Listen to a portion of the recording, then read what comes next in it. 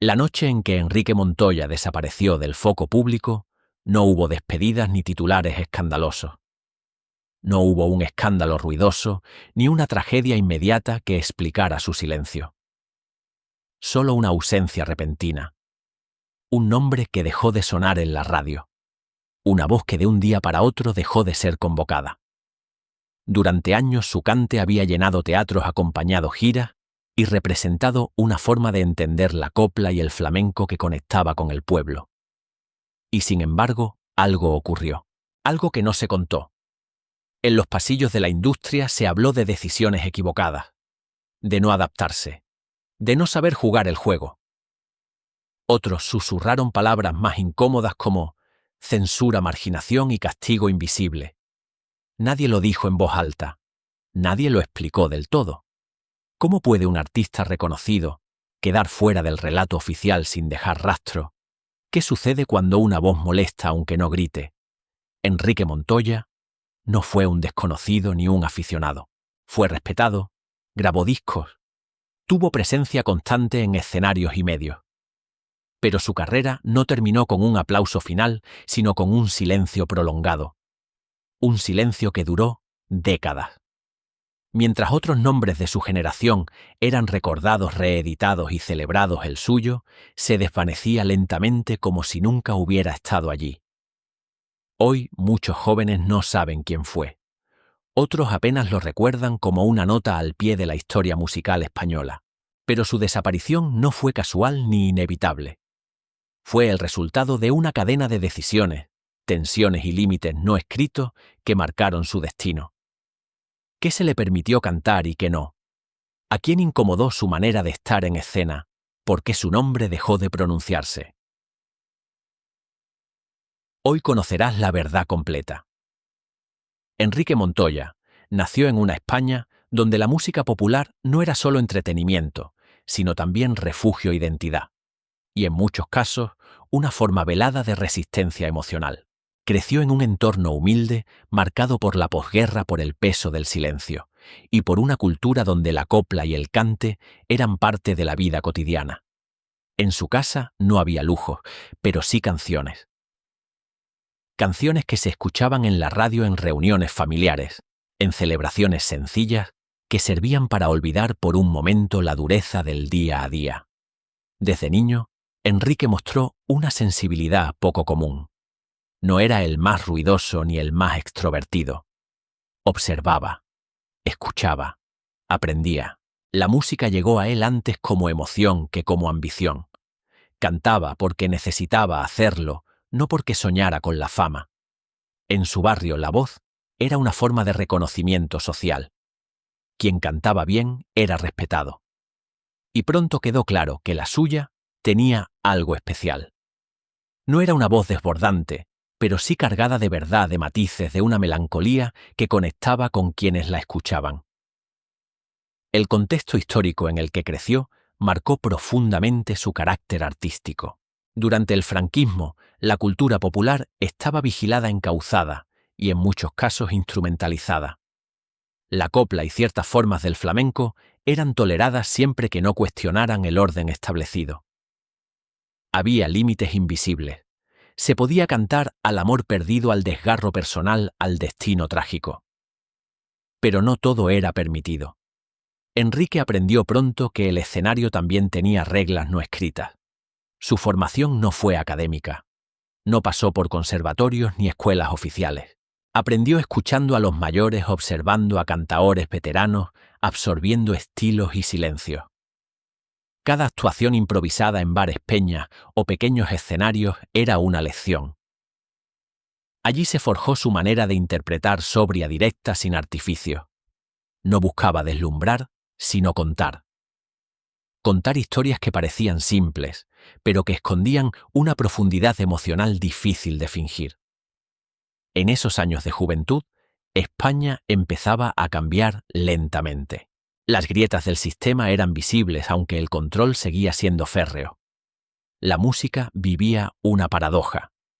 Por un lado era una vía de escape, por otro un territorio vigilado. Enrique creció navegando esa contradicción. Sabía que para avanzar Debía adaptarse, pero también sentía que traicionarse tenía un precio demasiado alto. Esa tensión interna lo acompañaría siempre. Su entorno familiar apoyó su talento con cautela. Había orgullo, pero también miedo. Miedo a la inestabilidad, a un futuro incierto, a un mundo artístico que prometía mucho y garantizaba poco. Aún así, Enrique insistió. No con rebeldía, sino con determinación silenciosa. Cada paso lo daba convencido de que su voz tenía un lugar aunque aún no supiera dónde. Antes de cualquier contrato discográfico o reconocimiento público, Enrique Montoya ya había construido algo esencial. Una identidad artística propia. Una forma de cantar que no encajaba del todo en moldes prefabricados. Ese rasgo que más tarde sería motivo de admiración, también sembró las primeras dudas en quienes controlaban los circuitos oficiales. Porque en una industria acostumbrada a clasificar, etiquetar y domesticar lo que no se entiende, suele generar desconfianza. Ese fue el punto de partida. Un joven con talento formado en la calle, consciente de los límites de su tiempo, pero decidido a cruzarlos hasta donde pudiera. Sin saberlo, aún estaba a punto de entrar en una etapa de ascenso que lo llevaría al centro del escenario. Y también, lentamente, al borde del abismo. El ascenso de Enrique Montoya no fue inmediato ni explosivo. No hubo un momento único que lo lanzara de golpe a la fama. Fue un proceso gradual, construido a base de actuaciones constantes de presencia discreta pero firme, y de una reputación que crecía de boca en boca. En un panorama musical, donde muchos buscaban el impacto rápido, él avanzaba con una constancia casi silenciosa. Y esa constancia empezó a dar frutos. Sus primeras grabaciones llegaron cuando ya tenía una identidad clara. No necesitó reinventarse para agradar a los productores. Al contrario, fueron ellos quienes vieron en su voz algo aprovechable, algo auténtico, reconocible, vendible, sin excesos. Enrique no era una promesa juvenil moldeable, sino un intérprete con carácter. Eso lo hacía atractivo y al mismo tiempo difícil de encajar del todo en las estrategias habituales de la industria. Las actuaciones en teatros y festivales comenzaron a multiplicarse. Su nombre empezó a aparecer con regularidad en carteles compartidos con artistas consolidados. El público respondía, no con histeria, sino con respeto. Sus canciones conectaban especialmente con una generación que se reconocía en ese tono contenido, en esa manera de cantar que parecía hablarle directamente a cada oyente. No necesitaba grandes gestos. Bastaba con su voz y una presencia escénica sobria, casi austera. Durante esos años, la España musical vivía una transición compleja. Nuevos estilos comenzaban a abrirse paso, mientras las formas tradicionales buscaban mantenerse relevantes. Enrique se movía entre ambos mundos, sin pertenecer del todo a ninguno. Para algunos representaba una continuidad necesaria. Para otros un vestigio de un pasado que debía dejarse atrás. Esa ambigüedad, lejos de perjudicarlo al principio, le permitió ocupar un espacio propio. Los medios comenzaron a prestarle atención. Entrevistas, programas de radio, apariciones en televisión. Siempre con un perfil bajo. Nunca fue un artista dado a las declaraciones grandilocuentes.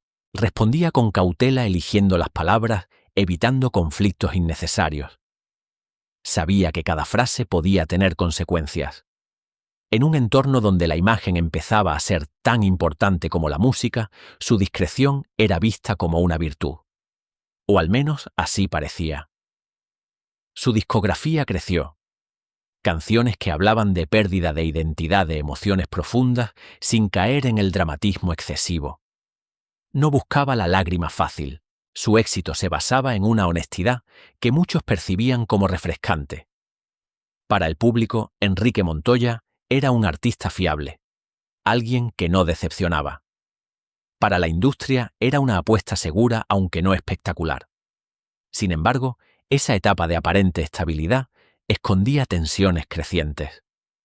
A medida que su visibilidad aumentaba, también lo hacían las expectativas. Se le pedía que encajara mejor en ciertos formatos, que suavizara aspectos de su interpretación, que se adaptara a tendencias emergentes. Algunas sugerencias eran sutiles, otras más directas. Enrique escuchaba, pero no siempre cedía. Su margen de maniobra comenzaba a estrecharse. En privado empezaron las dudas. ¿Hasta dónde podía adaptarse sin perder lo esencial? ¿Era posible mantener su voz intacta en un sistema que premiaba la obediencia estética? Estas preguntas no aparecían en entrevistas ni en canciones, pero marcaban cada decisión. Cada nuevo proyecto implicaba una negociación silenciosa entre lo que se esperaba de él y lo que estaba dispuesto a ofrecer. A pesar de todo, desde fuera su carrera parecía sólida. Seguía actuando, grabando, siendo convocado. Nada indicaba un desenlace abrupto. Y precisamente por eso, el golpe que estaba por venir resultaría tan desconcertante. Porque no fue el fracaso lo que lo llevó al borde, sino una serie de fricciones acumuladas. Pequeños desencuentros. Líneas invisibles cruzadas sin que nadie las señalara explícitamente. El ascenso de Enrique Montoya había sido real. Había llegado al centro del escenario sin renunciar del todo a sí mismo. Pero ese mismo rasgo, su negativa a diluirse por completo, empezaba a convertirse en un problema. Lo que antes se celebraba como autenticidad comenzaba a percibirse como resistencia. Y cuando un sistema deja de ver a un artista como útil y empieza a verlo como incómodo, la caída suele ser rápida, silenciosa, implacable. Pero lo que parecía gloria sostenida, pronto se convertiría en su mayor pesadilla. El quiebre en la carrera de Enrique Montoya no llegó acompañado de un escándalo público inmediato ni de una noticia impactante en los titulares. No hubo un arresto, ni una declaración explosiva, ni una caída evidente sobre el escenario. Precisamente por eso, la crisis fue más difícil de identificar y al mismo tiempo más devastadora. Fue un proceso silencioso, un desgaste progresivo, un cerco que se cerraba sin hacer ruido. Todo comenzó con pequeños gestos, invitaciones que dejaban de llegar, programas de televisión en los que su nombre ya no aparecía, proyectos que quedaban en suspenso sin una explicación clara. Al principio, Enrique lo atribuyó a cambios normales en la industria, nuevas modas nuevas, caras nuevas, prioridades. Pero pronto quedó claro que no se trataba solo de una rotación natural. Algo había cambiado en la manera en que se le percibía. Las tensiones venían de lejos. Su forma de cantar, su elección de repertorio y su actitud reservada empezaron a ser vistas como un problema. No encajaba del todo en la narrativa optimista que comenzaba a imponerse en ciertos espacios culturales. Tampoco se adaptaba con facilidad a los nuevos códigos mediáticos, donde la imagen, la provocación controlada y la alineación ideológica se volvían cada vez más importantes.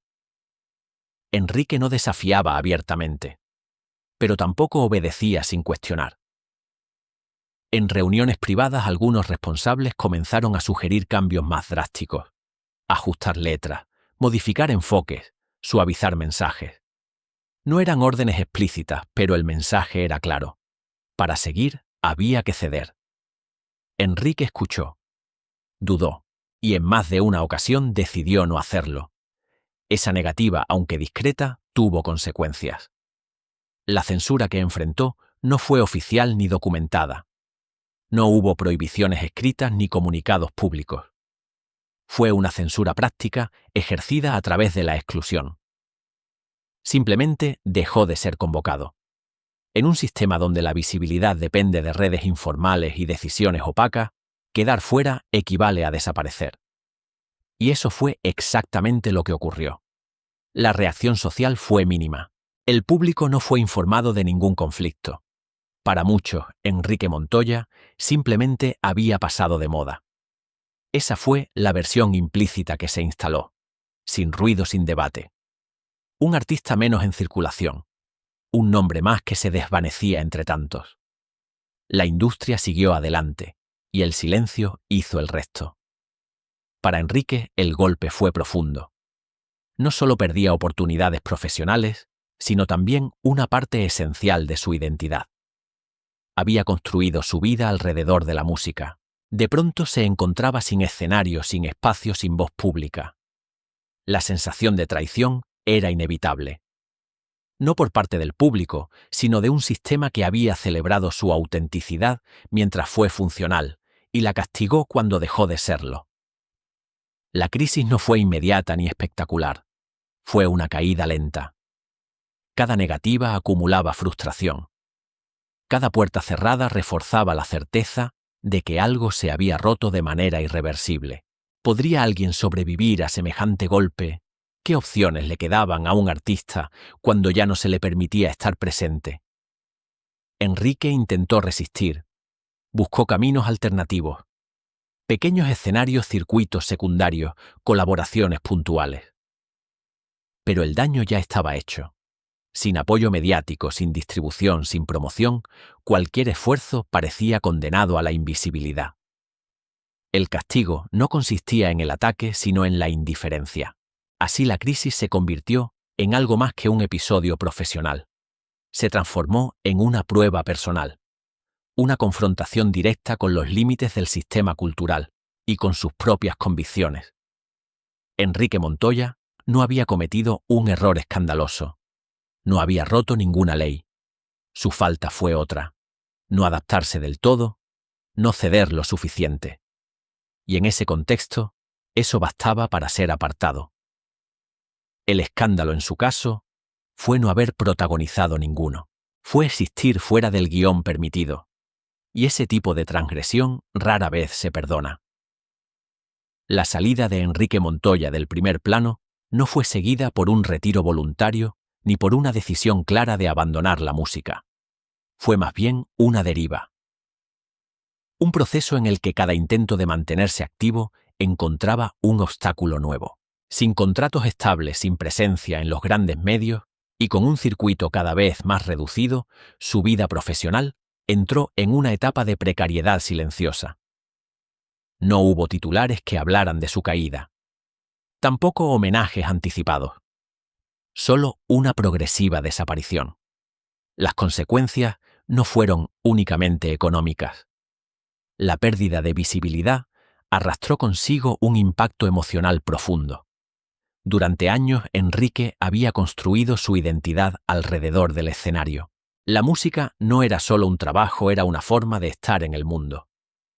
Al verse apartado, comenzó una etapa de introspección forzada.